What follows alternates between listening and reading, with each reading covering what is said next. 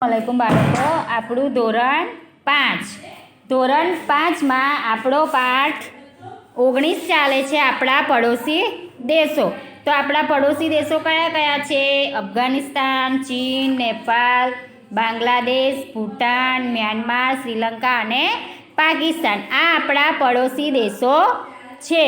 તો આપણે page number 39 ચલાવેલું છે. આજે આપણે પેજ નંબર 40 ચલાવવાનું છે. તો અહીં ભારતના પડોશી દેશોના રાષ્ટ્રધ્વજોના ચિત્રો આપેલા છે. દરેક ચિત્ર ઓળખી રાષ્ટ્રધ્વજ જે દેશનો છે તે દેશનું નામ બોક્સમાંથી પસંદ કરી ખાલી જગ્યામાં લખવાનું.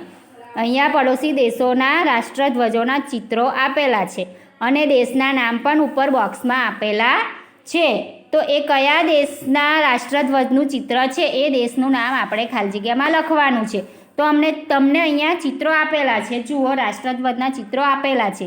પાકિસ્તાન, નેપાળ, બાંગ્લાદેશ, ચીન, અફઘાનિસ્તાન. આ રીતે આપણા પડોશી દેશોના રાષ્ટ્રધ્વજોના ચિત્રો આપેલા છે. આપણે ચિત્ર ઓળખવાનું અને એ રાષ્ટ્રધ્વજનું ચિત્ર ઓળખવાનું અને એ રાષ્ટ્રધ્વજ કયા દેશનો છે એ દેશનું નામ ખાલી જગ્યામાં લખવાનું. તો નંબર 1માં જુઓ, તો કયા દેશનું રાષ્ટ્રધ્વજનું ચિત્ર છે? તો પાકિસ્તાન. આ રાષ્ટ્રધ્વજ પાકિસ્તાન દેશનો છે. તો ચિત્ર કયા દેશનું છે? રાષ્ટ્રધ્વજનું ચિત્ર પાકિસ્તાન દેશનું છે. એની બાજુમાં જુઓ રાષ્ટ્રધ્વજ. એની બાજુમાં રાષ્ટ્રધ્વજ તમને દેખાય છે. એ કયા દેશનો રાષ્ટ્રધ્વજ છે? તો એ નેપાળ દેશનો રાષ્ટ્રધ્વજ છે. કયા દેશનો છે? તો નેપાળ દેશનો રાષ્ટ્રધ્વજનું ચિત્ર આપેલું છે. પછી 3 નંબર, કયા દેશના રાષ્ટ્રધ્વજનું ચિત્ર આપેલું છે? તો બાંગ્લાદેશના રાષ્ટ્રધ્વજનું ચિત્ર આપેલું છે. એટલે કે આ રાષ્ટ્રધ્વજ કયા દેશનો છે? તો બાંગ્લાદેશનો છે.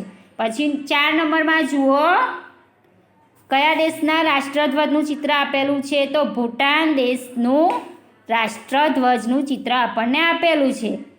તો આ રાષ્ટ્રધ્વજ કયા દેશનો છે? તો આ રાષ્ટ્રધ્વજ ભૂટાન દેશનો છે. એવું આપણે અહીંયા ખાલી જગ્યામાં લખવાનું, ભૂટાન દેશનું નામ લખવાનું.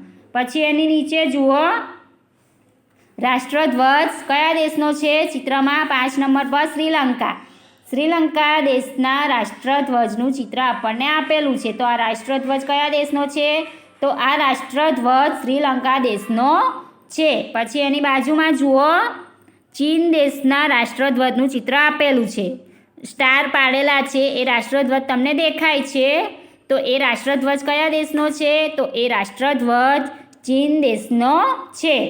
ચિત્ર કયા દેશનું છે રાષ્ટ્રધ્વજનું? તો ચીન દેશના રાષ્ટ્રધ્વજનું ચિત્ર આપણને આપેલું છે. પછી 7 નંબરમાં જુઓ, સ્ટાર પાડેલો છે રાષ્ટ્રધ્વજમાં. તો આ રાષ્ટ્રધ્વજ કયા દેશનો છે? તો આ રાષ્ટ્રધ્વજ મ્યાનમાર દેશનો છે. કયા દેશનું રાષ્ટ્રધ્વજનું ચિત્ર છે? તો મ્યાનમાર દેશનું રાષ્ટ્રધ્વજનું ચિત્ર આપણને આપેલું છે. પછી 8 નંબરમાં જુઓ, 8 નંબરમાં રાષ્ટ્રધ્વજનું ચિત્ર કયા દેશનું છે? તો અફઘાનિસ્તાન. જે બ્લેક, પછી રેડ કલર અને ગ્રીન કલર. તો એ 3 કલરનો ઝંડો છે એ કયા દેશનું રાષ્ટ્રધ્વજનું ચિત્ર છે? તો એ અફઘાનિસ્તાન દેશનું રાષ્ટ્રધ્વજનું ચિત્ર આપણને આપેલું છે. તો એ કયા દેશનું રાષ્ટ્રધ્વજ થયો? તો અફઘાનિસ્તાન. તો આ રીતે આપણને પડોશી દેશોના રાષ્ટ્રધ્વજોના ચિત્રો આપેલા છે. દરેક ચિત્ર ઓળખી રાષ્ટ્રધ્વજ જે દેશનો છે તે દેશનું નામ આપણે ખાલી જગ્યામાં લખવાનું. મેં તમને અહીંયા નામ પણ લખીને બતાવ્યું છે.